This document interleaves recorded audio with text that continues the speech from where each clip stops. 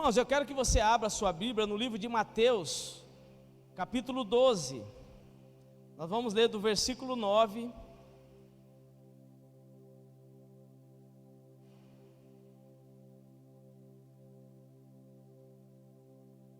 até o versículo 13.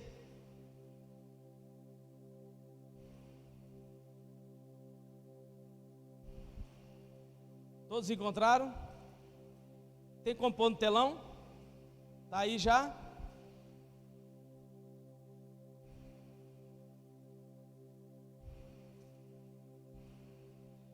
E partindo dali chegou à sinagoga deles. E estava ali um homem que tinha uma das mãos mirradas. E eles, para o acusarem, o interrogaram, dizendo: é lícito curar no sábado? E ele lhe disse: qual dentre vós será o homem que, tendo uma ovelha, se no sábado ela cair numa cova, não lançará a mão dela e a levantará? Pois quanto mais vale um homem do que uma ovelha, e por consequência é lícito fazer o bem nos sábados? E então disse aquele homem: estende a tua mão. E ele a estendeu e ficou são como a outrora. Pai, no nome de Jesus, nós te damos graça por esse dia maravilhoso. Quero pedir que a presença e a manifestação do teu poder, ó Pai, venha hoje sobre este lugar, mudando mente, mudando o destino, e que a cada um deles, ó Pai, em nome de Jesus, a partir de agora, possa começar a viver um novo tempo de Deus, para a glória do nome de Jesus. E o povo de Deus diz: nós podemos perceber que na narrativa desse texto, Jesus ele entra no templo. Nós acabamos de ver aqui o pastor dizendo que muitas vezes as pessoas estão tendo essa dificuldade de retornar ao templo, e é uma realidade. Nós enfrentamos isso aí também lá em Cuiabá, e acredito eu que em todo o país os pastores hoje vivenciam essa situação. Já víamos, amado, de uma situação onde a igreja não era valorizada, a igreja não era colocada de uma maneira onde as pessoas colocavam ali, querido, ela como primazia. E no decorrer do tempo, até vindo a pandemia, gerou mais um distanciamento. Mas nós percebemos que Jesus ele tinha prazer de sempre estar no templo. E eu quero dizer para você, meu irmão, a palavra de Deus também diz que onde estiver 2 ou 3 em meu lugar, ali eu estou. E Jesus está hoje aqui nesse lugar.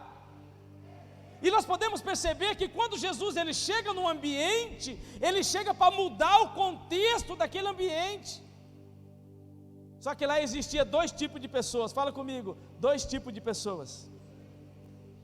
O primeiro tipo, querido, era aquele que a Bíblia relata aqui, que Jesus, chegando naquele lugar, as pessoas levaram alguém que tinha uma necessidade. Quem aqui tem uma necessidade de alguma coisa? Acredito eu que nós, quando temos uma necessidade e sabemos o lugar correto ou o lugar certo para aquela necessidade ser suprida, logo nós temos o interesse de ir. Mas a Bíblia relata que tinha um outro grupo que levou ali para ver, querido, aonde Jesus ia errar, falhar, para poder julgar, para poder criticar. E é uma realidade nos dias de hoje também. As pessoas até vêm aqui no culto, pastor. As pessoas até vêm aqui no culto, meus irmãos, minhas irmãs, uns porque tem uma necessidade, mas uns para poder ver defeito, para poder fazer apontamento, para poder tecer crítica, para poder pegar pessoas em situações, para poder julgar, para poder criticar. E isso vai até os dias de hoje. Mas a grande pergunta é: em qual dessas 2 classes eu me encaixo hoje? Aonde eu estou? Eu estou para orar, para buscar, ou eu vim aqui para reclamar e murmurar? Se você veio aqui, meu irmão, para buscar a presença de Deus, então começa a declarar, glória a Deus, aleluia. Começa a dizer, meu irmão, o Deus, o real motivo da sua vida hoje aqui nesse lugar. Eu vou dar uma olhada lá para me ver como é que está o ambiente. Aqui, meu irmão, o ambiente está favorável para milagre, para a glória do nome de Jesus. Mas para isso acontecer, querido, você tem que estar no mesmo propósito. A Bíblia diz, querido, que esse homem ele tinha uma necessidade física. A Bíblia relata que a mão dele era mirrada. Você já pensou um pai de família que hoje, como provedor, tendo uma deficiência dentro do seu corpo?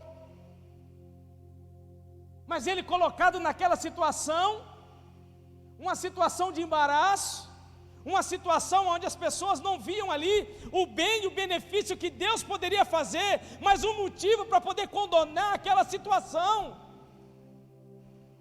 Hoje eu estava ali na praça de Figueirópolis, e lá tinha um banco, e em cima do banco tinha umas primavera. Eu não sei porquê, minha esposa ela gosta de árvore, de planta. Irmão, isso aí impregna na vida da gente, pastor. Agora todo lugar que eu vou só vejo planta, só vejo árvore, só vejo flor, e fico tirando ali as fotos. E aí eu vi uma primavera bonita nascendo assim atrás do banco do perdão. Do perdão. E aí eu não pude perder a oportunidade, já fiz um videozinho ali, já tirei uma foto. Sabe por quê, meu irmão?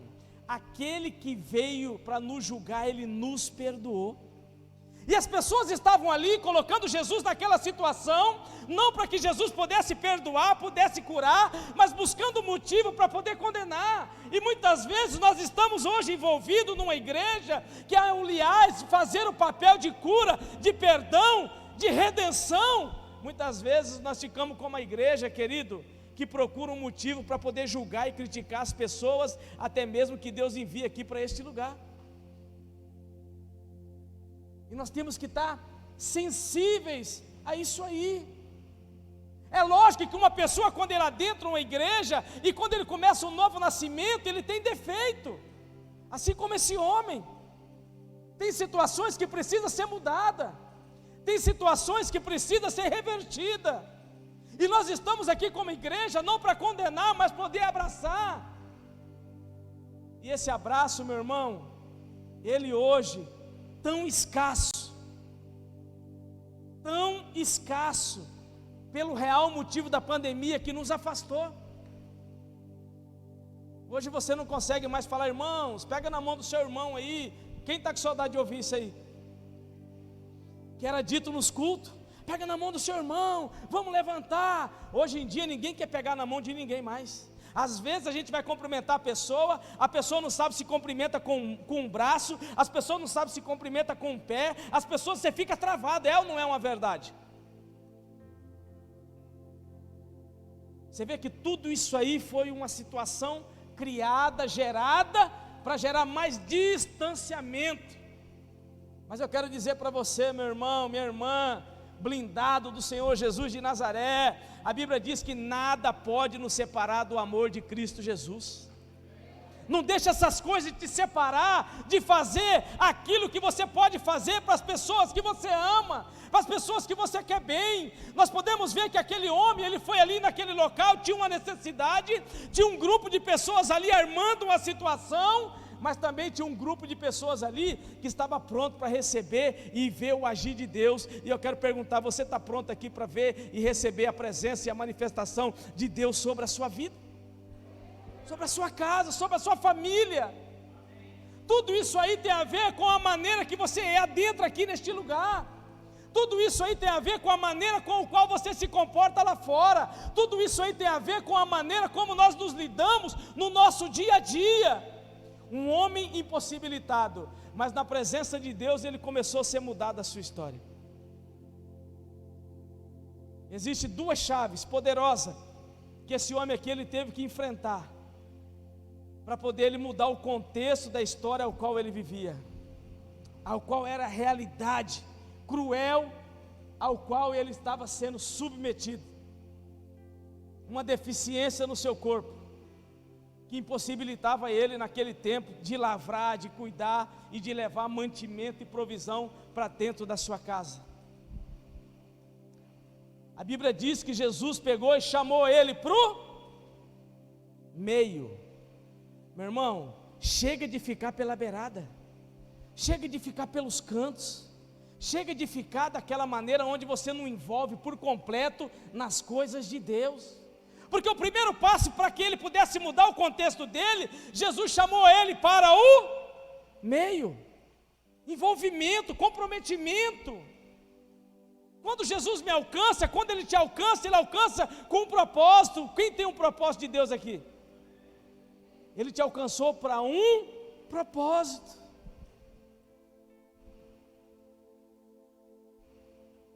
As pessoas chegam na igreja, a primeira fala delas, sabe qual é? Quando elas vêm assim, de outro lugar, ou até mesmo pessoas que já estão há muito tempo na igreja, ela fala assim: pastor, eu quero pedir para o senhor assim, ó, eu não quero me envolver muito, eu vim aqui, estou chegando aqui, eu quero ficar sentado por aqui um tempo.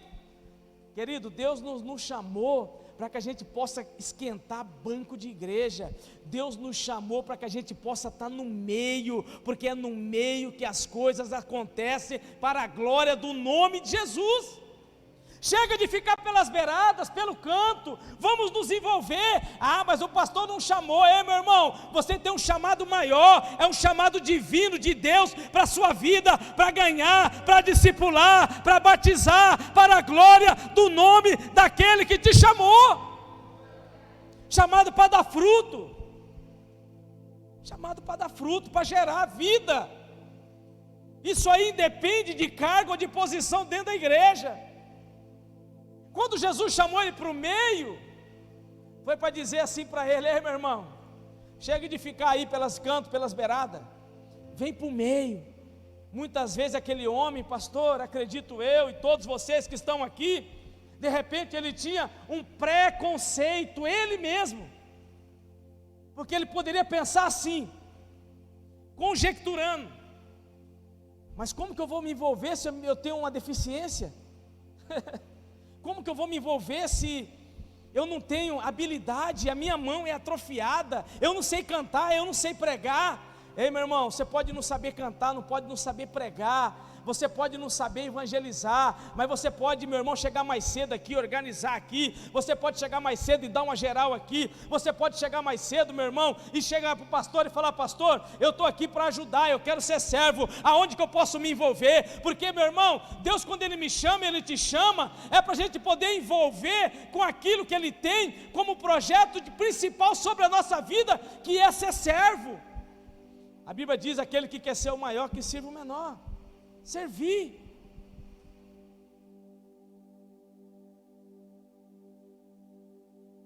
Um fator imprescindível na vida daquele homem, para que ele pudesse ter a vida dele mudada, primeiro é estar num ambiente de transformação. Segundo, meu irmão, é estar no meio, porque é no meio que as coisas acontecem. E em terceiro lugar, a Bíblia diz, querido, que Jesus chegou para ele e falou: estende a sua mão, estende a mão. Vamos começar a estender a nossa mão. As palavras convencem, mas a atitude, meu irmão, é que faz com que as pessoas possam nos seguir e arrastar no meio do contexto ao qual nós estamos vivendo. Às vezes nós estamos até no meio, mas a gente, meu irmão, tem dificuldade de estender a nossa mão, de abraçar, de apoiar. Não é estender para criticar e acusar, é estender para poder levantar e falar assim: meu irmão, hoje você está aqui e pode contar comigo. Nós estamos juntos, nós vamos viver o tempo da bonança, mas se tivermos no tempo da dificuldade, a nossa mão vai estar sempre atelada para poder combater o bom combate. É muito fácil na trajetória e na caminhada de alguém, quando tudo está bom, você ter a pessoa do seu lado. Mas eu quero ver no dia da dificuldade, esse homem, meu irmão, ele vivia um tempo de escassez, um tempo de dificuldade, e quando ele foi levado ali na frente, não foi levado para poder ter a sua necessidade suprida, mas para ter sido exposto numa situação para poder acusar. Mas Jesus aproveitou toda aquela situação e mudou a história daquele homem. De repente hoje, meu irmão, você está vivendo o mesmo cenário, momento de crise, momento de dificuldade, momento onde você está hoje vivendo impossibilidades e incerteza, mas só que tem um detalhe: hoje você decidiu vir na presença de Deus, e você se propôs no seu coração hoje, sabe o que? Estar envolvido com as coisas de Deus. Agora, meu irmão, Deus vai começar a restaurar o seu braço, para que você venha ajudar essa obra, ajudar essa igreja, ajudar essa comunidade, ajudar o seu pastor, ajudar a sua pastora, para que o nome dele venha a ser glorificado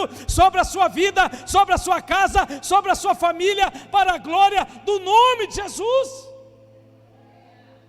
Não é para você agora, meu irmão, ter a vida restaurada e falar assim: pastor, tchau, eu sou pastor de igreja, eu não sou itinerante, eu sou pastor, que já vi pessoas que entrou falidas, acabadas, destruídas,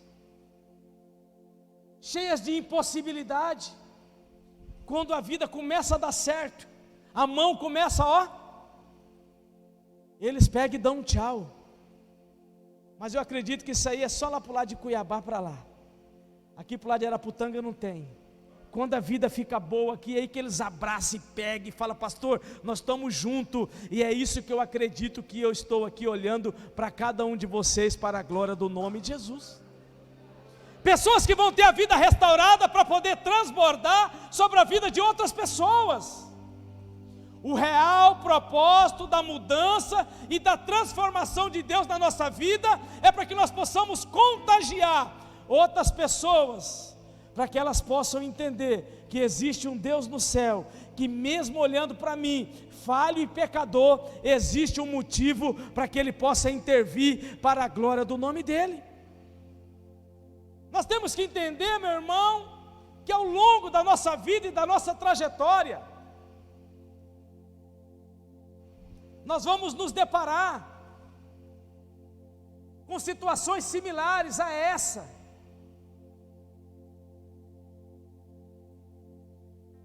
E qual é, pastor, a nossa atitude mediante a tudo isso e a todo esse cenário?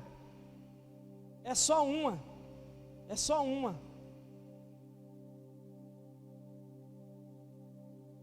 uma.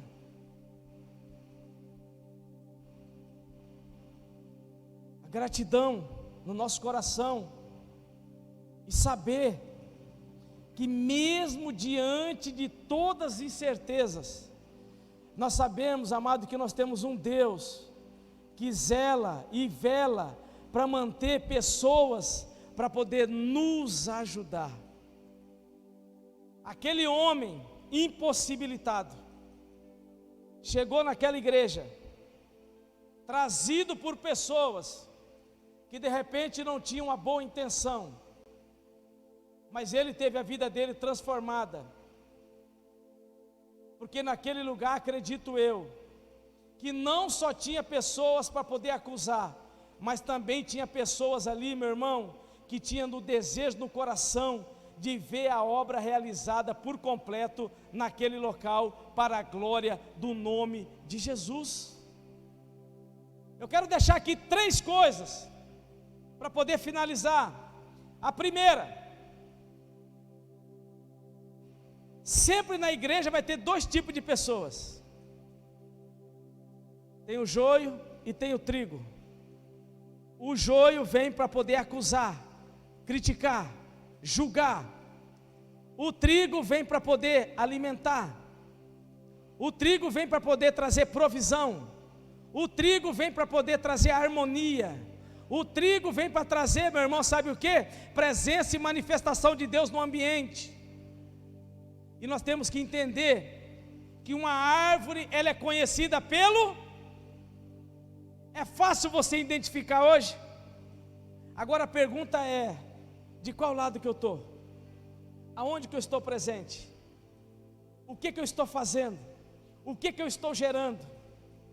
Domingo agora, minha esposa pregou uma mensagem muito forte lá na nossa igreja. Ela falou de uma menina que estava na casa de um general, valente, honrado, pelo qual o Senhor dera livramento para os sírios, mas porém leproso. De repente ele era como esse homem, tinha uma mão atrofiada. Mas aquela menina, sendo uma escrava, acredito eu, diferente. Fala comigo, diferente. Porque ela mudou o contexto ao qual ela estava. Escrava, vivendo num país que não era o seu.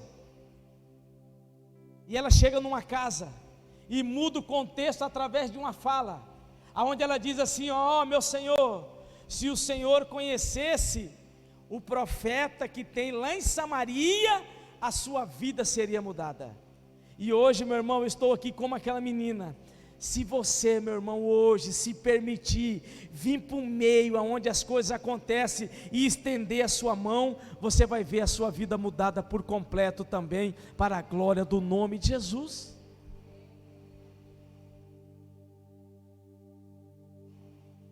A terceira coisa que eu quero que você saia daqui hoje sabendo: não existe vida com Deus e no Evangelho sem envolvimento e comprometimento. Não tem como ser amigo do rei. Nós fomos chamados para ser filhos do rei. Não tem como ficar, meu irmão, de coadjuvante pela beirada. Tem que vir no meio e tem que estender a mão e grudar no arado e falar: pastor Pedro, pode contar comigo, pastora Sara, pode contar comigo, porque essa obra aqui, ela é do Senhor, mas a responsabilidade é nossa, para a glória do nome de Jesus. Isso é uma realidade que muitas vezes precisa ser falada, precisa ser sentida. No começo da nossa trajetória, lá no Jardim Industriário, 11 anos atrás, a igreja, quando estava lotada, tinha 10 pessoas. Nos dias de culto como esse aqui de semana, era 4, 5. E muitas vezes esses 4, 5 já era contando eu, minha mulher e meus 2 filhos. Vinha 2, 3 pessoas. E eu morava a uma distância de 28 quilômetros. Morava em Varza Grande, no Cristo Rei. Ia lá no Distrito Industrial de Cuiabá. Quem conhece Cuiabá? Quem sabe onde é o Distrito Industrial? É a saída para Rondonópolis.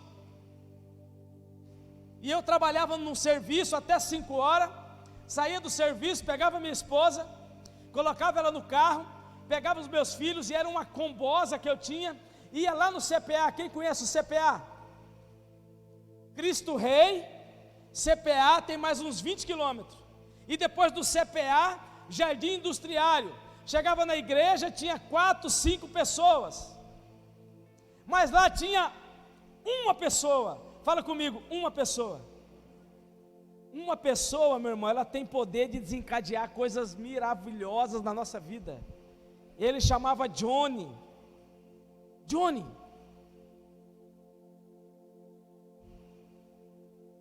Pastor, início de carreira. Até hoje eu estou tentando aprender a arte da pregação. Agora você imagina, naquele tempo, começando ali a caminhada, a trajetória. Se via 2 pessoas andando para um lado para o outro, lá era um púlpito desse tamanho aqui, então não se via de lá para cá. E aí muitas vezes minha perna estava tremendo aqui, eu pregava tudo. Só que quando terminava o culto, o irmão Johnny saía lá do banco dele e vinha lá na frente e me dava aquele abraço de urso e falava: pastor, que palavra abençoada. Ele falava assim: pastor, essa palavra falou comigo. Às vezes só tinha ele mais um dentro da igreja, mas foi suficiente para poder colocar mais uma lenha na fogueira, para me poder continuar o meu ministério. Você quer ver o fogo apagar? É só você parar de pôr lenha.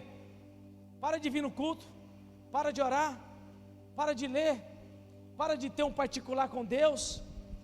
Por que Deus chamou ele para vir para o meio? Deus poderia curar ele lá no ponto, para lá, mas Deus queria que ele se tivesse o que? Envolvido, e mandou ele estender a mão para ele poder ficar comprometido. Quantas pessoas comprometidas com essa obra tem aqui? Levanta a sua mão.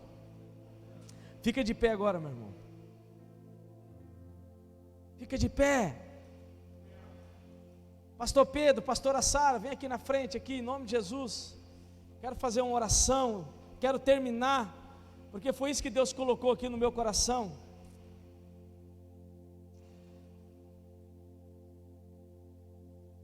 Presta atenção.